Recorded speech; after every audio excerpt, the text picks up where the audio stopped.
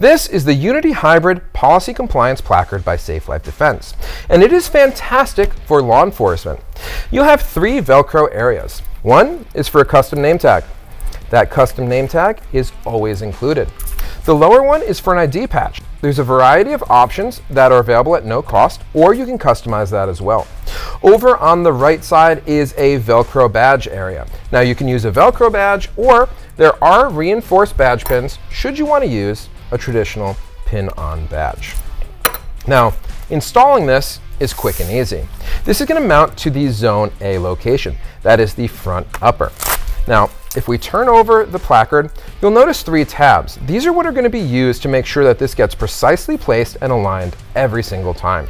The left will always tell you the model, as well as the zone. This is Zone A, and its size. On the right-hand side is a USA-made flag because we make these 100% right here in the USA. Now, to install these, what I like to do is take each of these tabs. We're going to slide them through the upper slot, and I'm going to have it come out the lower one. Now, I like having just the bottom portion come out because that keeps everything nice and straight. If you try and force one all the way through, it can get misaligned, and while you'll end up with the same thing, it's just a little more difficult. Once those are in, we're going to pull them nice and snug. There's no need to yank on them, just get it nice and tight. And then I like to back them out just a hair.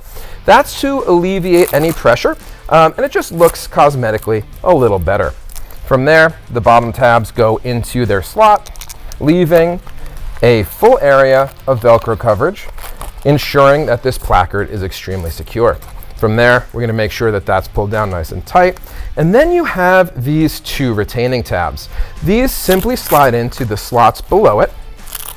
And what those do is keep these edges from lifting. This isn't a patch, it's a placard. So this is secure, and it's going to stay there for years, but only if you want it to.